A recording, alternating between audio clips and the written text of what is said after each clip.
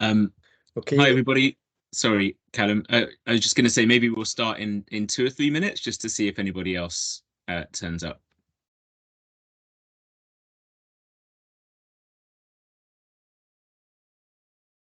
Adam, you're not on slide 1, you're on slide 2. I don't know whether that was on purpose.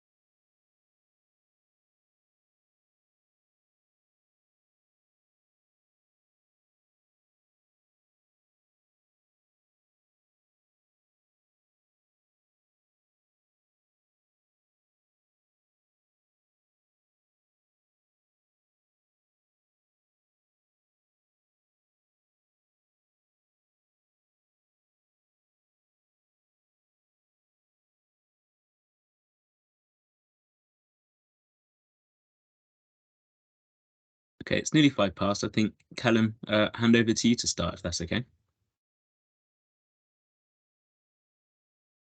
thanks for that, Jermaine. Hi, everybody. Thanks for joining us this afternoon. I'm Callum Gallagher. Currently, I'm Assistant General Secretary for the Social Workers Union.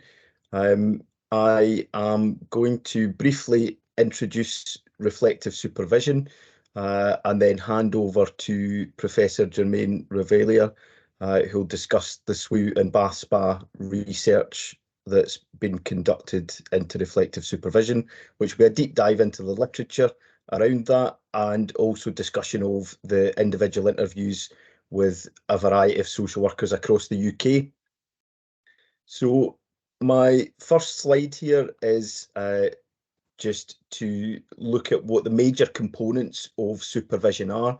What does that mean to you? I mean, what is supervision? For me, supervision is a little bit more than just receiving support from somebody who has a supervisory role, but it is just exactly that. If you break down that word into supervision, I would expect to receive that support from somebody who has an enhanced vision through their professional experience and knowledge, and that there'd be a benefit to support you with your practice. So the main components are administrative or managerial. So of course we can't get away from the fact that social work is a regulated profession. Public bodies, organisations reasonably must provide professional and public accountability. So, you know, your manager will have an operational focus often on the governance and the quality and standards of services that are being provided so that they can accountably manage the resources that they're responsible for as well. Educational aspect of supervision, I often think about practice learning. You know, if you think about when you were training, when you did your practice learning portfolio, how you were expected to layer that understanding of what you're actually doing when you're supporting people on the job, being able to identify the operational frameworks that you're using, reflecting on policy and legislation that underpins your practice. But you know, in an educational approach, it might be expected that your supervisor would also nurture your learning and enable you to identify solutions and share decision making, which is quite crucial for us as social workers when we're working in complex situations or managing high risks. Supportive is the third general aspect to providing supervision. So, you know, it should be a safe space that allows you to be open in discussing how you might have been affected by situations, being reflective on that, being aware of your bias, how you approach certain instances of practice, and being prepared to learn from that practice, or you know, having the insight of a more experienced person being able to guide you in discovery of what you might be able to do better if you're faced with the same situation again, but also reassuring you that that it's okay to get things wrong, and actually helping you to process what's occurred, and to look at ways of improving in the future.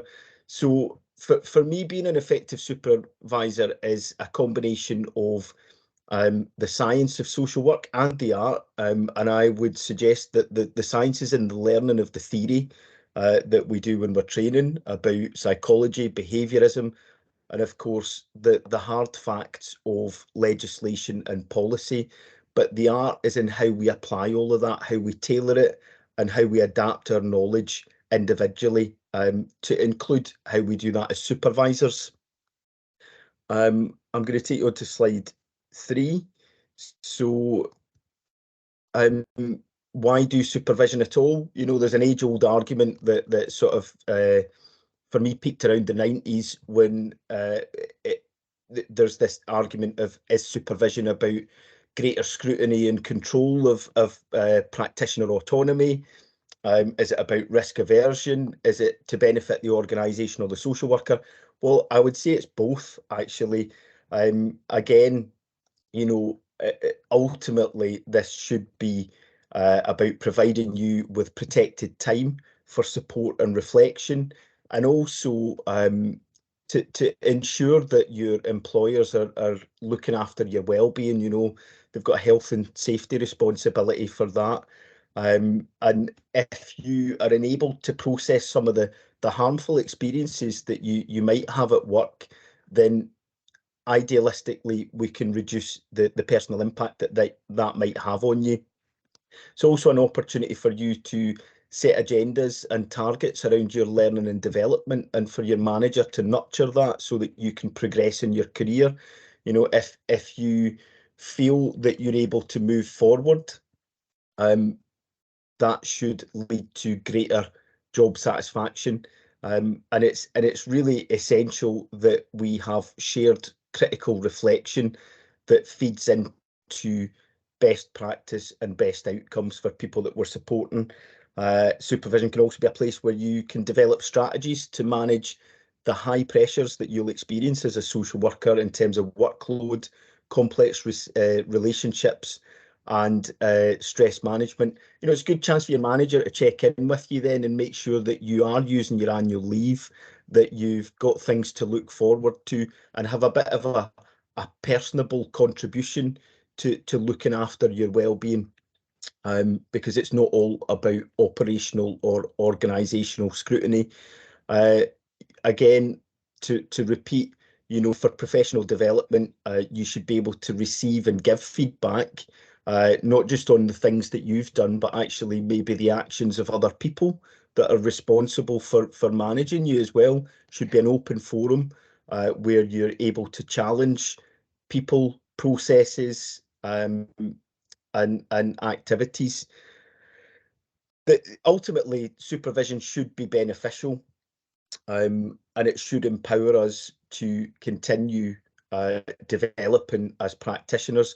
For managers, you might feel, or there is a slightly different focus. There needs to be an oversight on operational caseloads, the management of processes, statutory processes that we're involved in. Again, that feeds into the responsibility that we have for governance and quality assurance. And also, you know, on a day-to-day basis as a manager, it can help you to more adequately manage budgets, efficacy of resources, and safety and well-being of staff and the public. You know, it's quite key to know what's going on in certain with certain families or individuals that we're supporting, to be able to take on a shared responsibility for decision making. But ultimately, as a manager, we should be empowering and supporting staff through that shared decision making regarding risk, and looking at solutions rather than aversion, and looking at best practice and best outcomes for the people that we're supporting. And again, idealistically, all of this should be conducive to staff retention. We can't forget that social work is a regulated profession. And I'm just going to read out the SSSC employer responsibility around supervision. So there are several citations. So that one of them being, to begin, effectively lead, manage and supervise workers to promote kind and compassionate practice, enable workers to continuously improve their performance and professional development, promote an open workplace and culture where workers regularly discuss ethical practice and professional boundaries. The next slide that I'm going to come on to focuses on some findings that the research team had. So the research team looked at supervision across professions and found that there were numerous descriptions of supervision, but there was a commonality with the Wanacott model that you see before you just now. So that looks at structure and format. So the first one, which is commonly known to as planned one-to-one supervision. So, you know, ideally we would have this on a 4 to 6 weekly basis. It's usually guided by an organisational policy, and from the onset, maybe individual contracting that you'll carry out with your manager as to what you expect and what you need and what the organisation needs.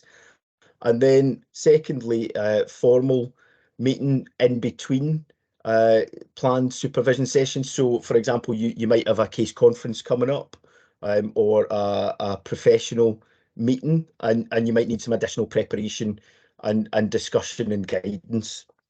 Thirdly, ad hoc, informal. So, you know, we all know that as, well, when we worked in offices more often, we would quite often sit down, have a cup of tea and chat about something, and be able to discuss any challenges that we were experiencing, and look for the wisdom of other practitioners.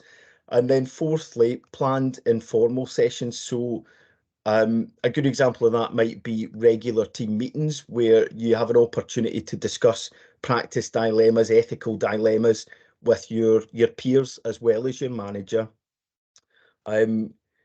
It's really important that we are prepared for supervision to get the most out of it, and that means that, you know, we have as much responsibility as practitioners to contribute to the agenda as your organisation or your manager do.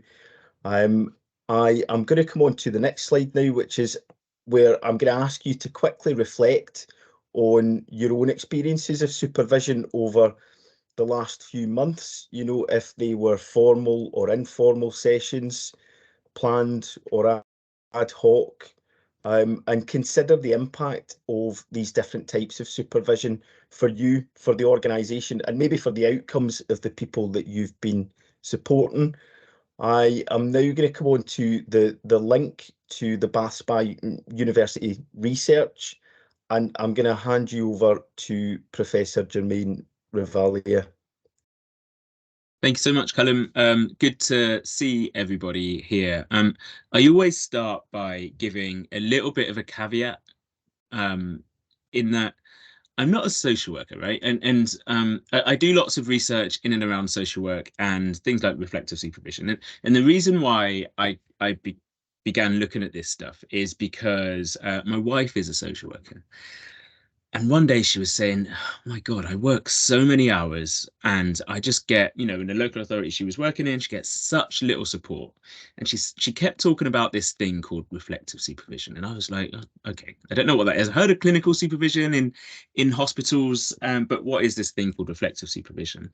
And so I spoke to a bunch of people about it. I spoke to John McGowan at SWU and others. And the importance of reflective supervision started to come out. Now, I think it's particularly important to talk about these things because without putting too much emphasis on it, I think the work that social workers do every day is fantastic. But we all know that social work is in a difficult position at the moment. Sorry, go back one.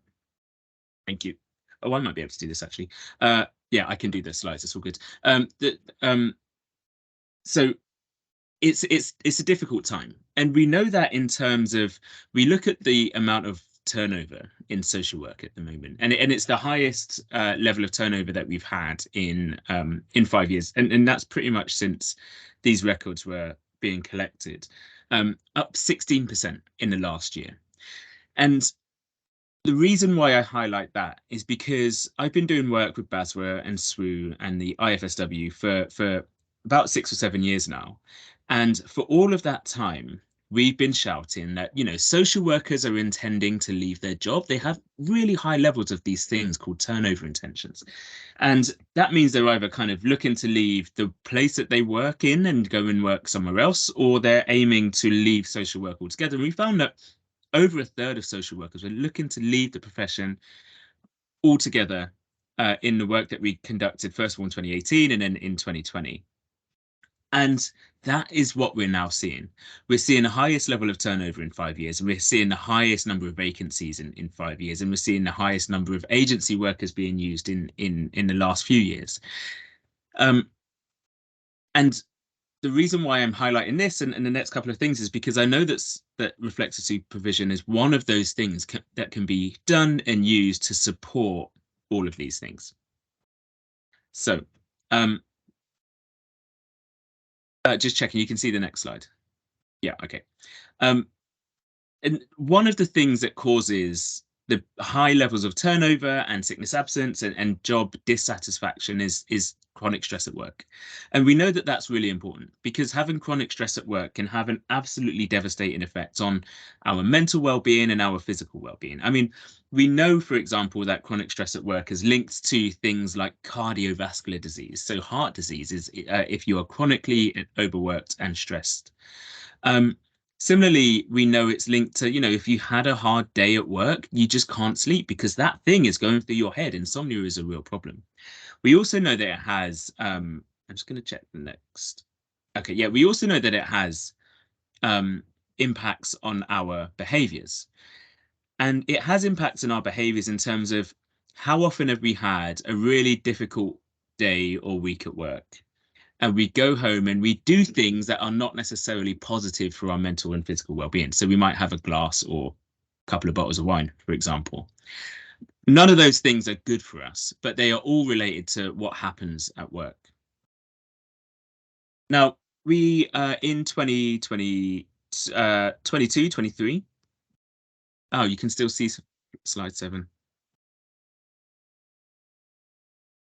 Can you see slide 9?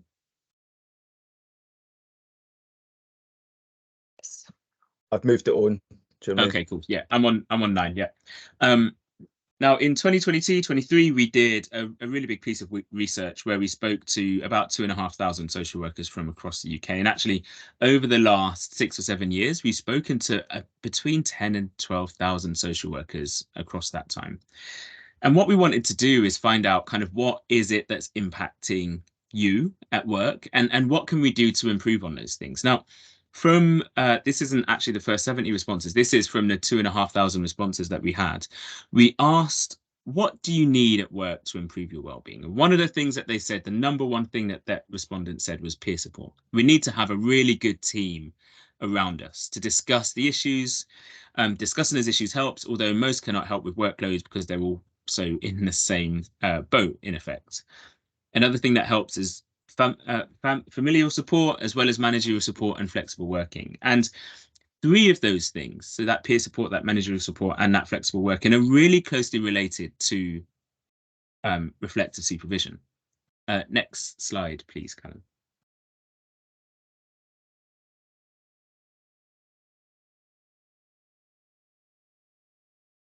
Can you see the next slide? Hopefully. And so what we wanted to do is we wanted to find out what is it about social work and what is it about reflective supervision that is so good, but also what does good reflective supervision be? And sorry, I've seen a question in the chat, and I'm happy to answer questions as we go along. So Karen asked, should supervisor social workers be social workers themselves? I think social workers can answer that question better than I can.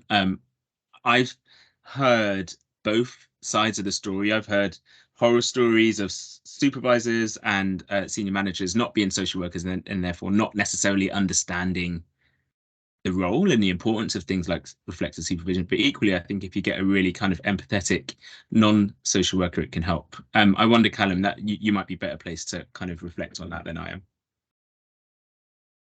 Yeah, I agree. You know, I've had some excellent supervision delivered to me by nurses. Not always, but on occasion it's actually been better than social work managers that I've had. So, and I agree. I do think it's about the empathy and the compassion.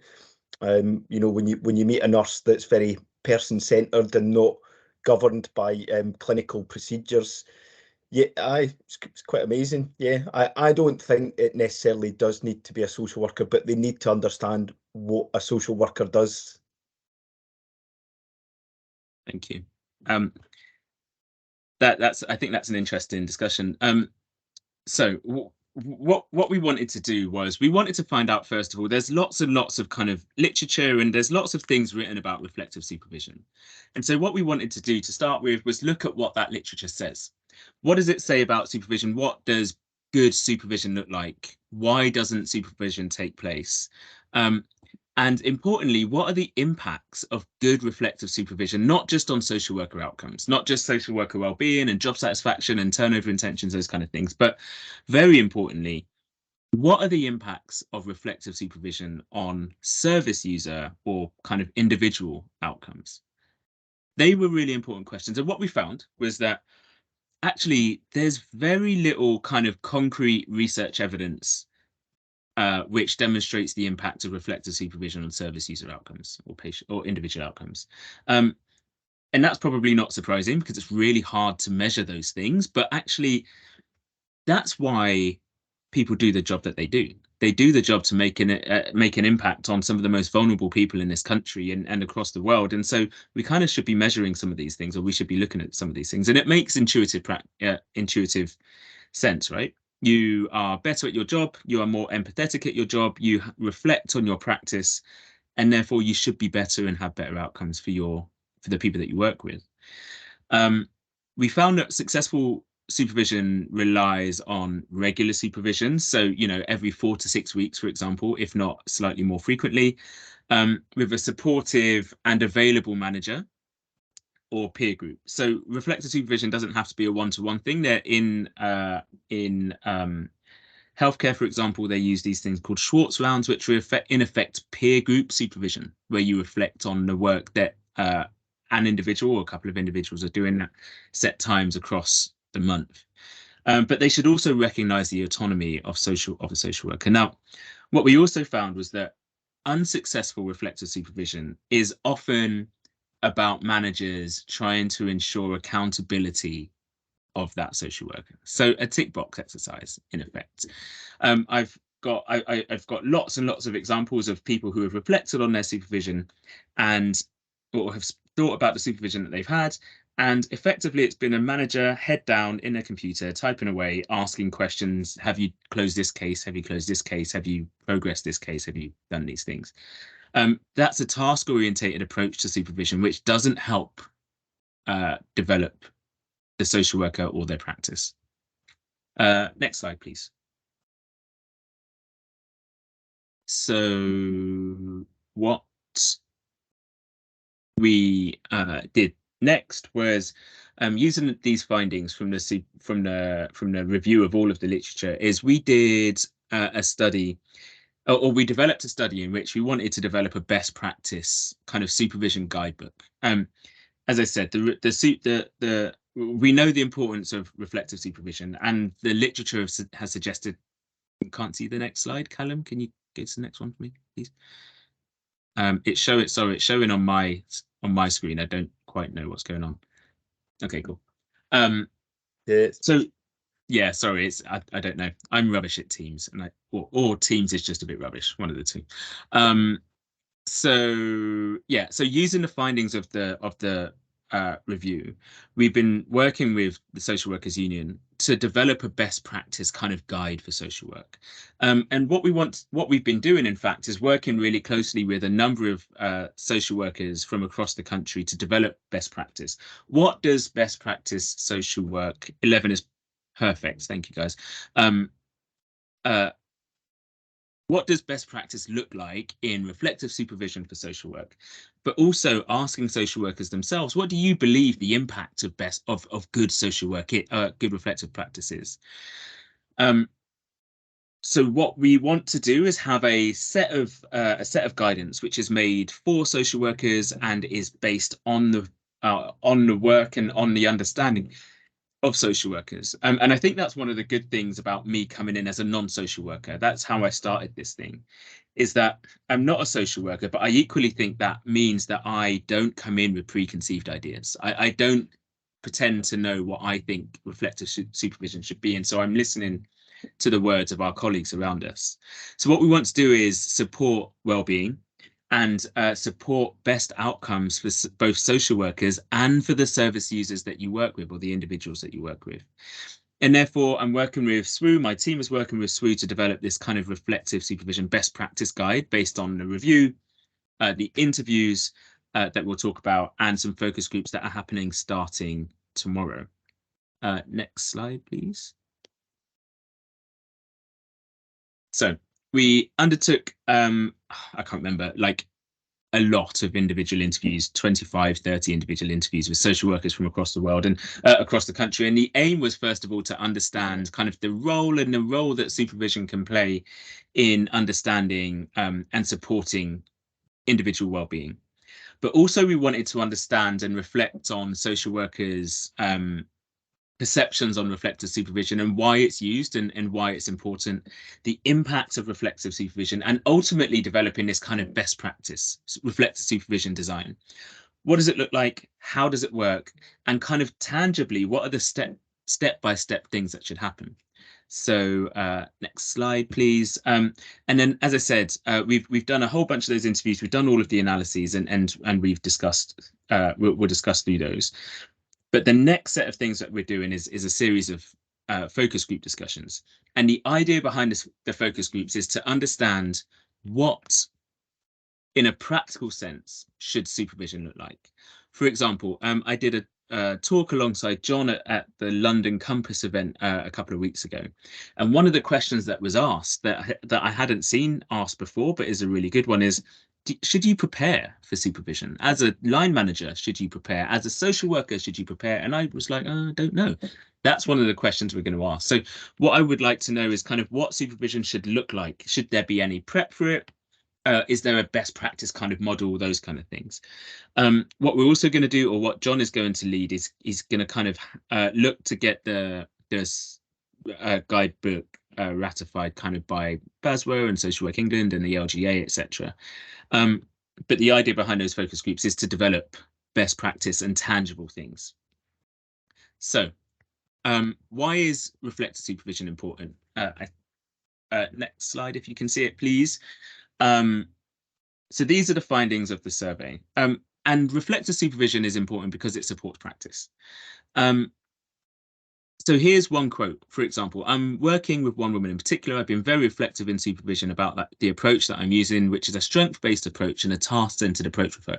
Because I'm aware of that, I'm probably noticing more of the difference in her and how empowered she actually is and how motivated and committed she is to stay abstinent from alcohol. I'm probably using some better reflective language of her because I'm having those reflections myself, if that makes sense. So this is a really good concrete example of how reflective supervision has changed the way that this practitioner is working with their service user, but it equally demonstrates the way that that individual is having an even greater impact on that service user. So we know that reflective supervision improves practice.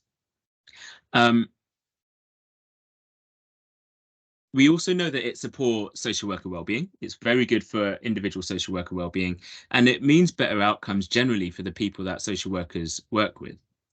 Slide 16, please. So what does best practice reflective supervision look like? Again, we don't have all of the answers just yet, because as I said, we've got focus groups happening tomorrow and next week. But does reflective supervision have to be a line manager?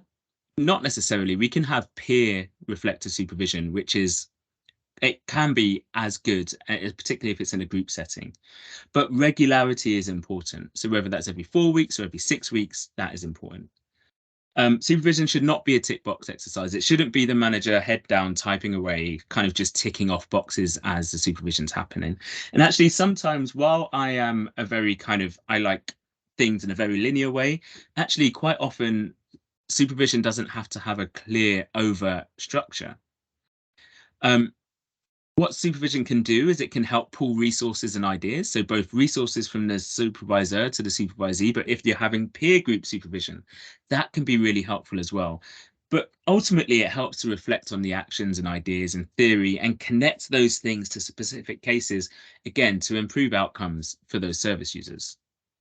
So the final slide, the final thing to say is, and the reason I say this is because I don't think it happens frequently enough. I mean, I was watching the Joe Swash thing about care leavers recently, and the only mention of social work was, social workers aren't doing a very good job.